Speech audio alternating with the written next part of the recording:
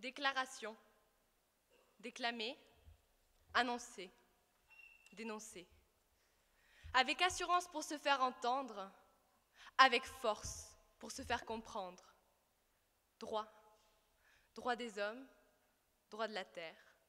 Respectés ou incompris, ils sont sans doute bien enfouis sous des couches de savoir au fond de votre mémoire. Terre, mère, fondatrice et créatrice, elle vous a vu naître, elle vous verra mourir. Elle vous porte autant que vous la détruisez. Elle vous soutient autant que vous l'hypothéquez. Alerte, la terre se rebelle. Bonjour, je m'appelle Gaïa. J'ai 4,54 milliards d'années. Je suis une vieille dame. Je souffre de réchauffement climatique, doublé d'une crise de pollution et d'une déforestation aiguë. Des problèmes normaux pour quelqu'un de mon âge, me direz-vous.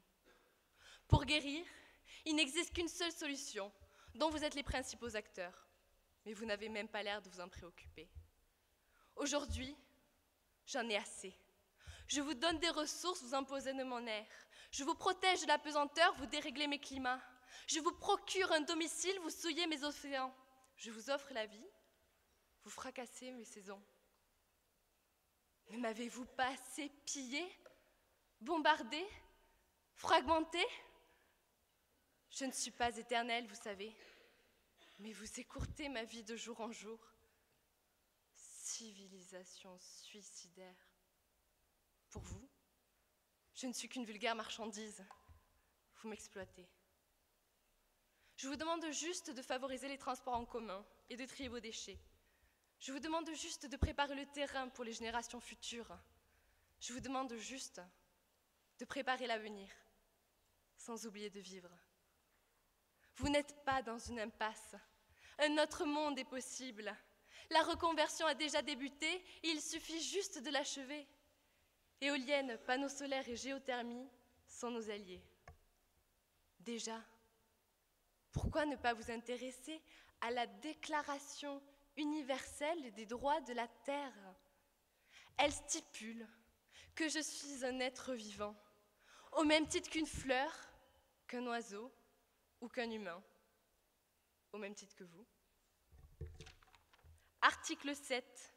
Tous les êtres ont le droit à la pleine santé, à être libres de contamination, de pollution et de déchets toxiques ou radioactifs. Article 3. Tous les êtres humains ont le droit à la dignité, au bien-être et à vivre libres de torture ou de traitements cruels infligés par les hommes. Entendez-vous?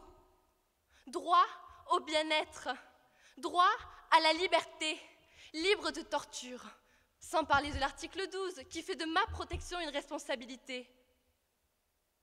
Mais après tout, pourquoi tous les citer?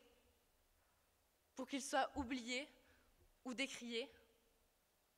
Le présent est une urgence. C'est grâce à lui que le futur change. Le futur, parlons-en, tiens. Peut-être qu'un jour, il vous faudra partir. Peut-être qu'un jour, il vous faudra mentir et dire que je vais bien. Que répondrez-vous à vos enfants lorsqu'ils vous demanderont « Et papa, comment c'était avant ?» Vous restez statique sous ces nuages de pollution qui vous empêchent de contempler le paysage, mais vous savez qu'il ne tient qu'à vous de les disperser. Vous avez commencé, il y a quelques années de cela, à utiliser les énergies renouvelables, qui ne représentent à mon plus grand regret qu'une petite part cependant croissante des énergies mondiales.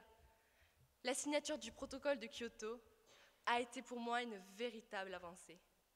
Je place aussi beaucoup d'espoir dans l'agenda 21, ce plan d'action qui fait agir chaque citoyen individuellement. Je ne peux que vous encourager à persévérer. Battez-vous. Ce n'est qu'ensemble que vous pourrez réussir. C'est un combat qui concerne 7 milliards de personnes et qui ne peut donc que triompher. Réussite. Entreprendre, surmonter, aboutir. une bataille inévitable pour des lendemains meilleurs, indispensable pour un destin prometteur. Avenir, projet. De l'imagination au dénouement, il faut continuer de croire et d'espérer. Un autre monde est possible. Terre, mer, préservée et sauvegardée, délivrée de ses problèmes et les torts de danger.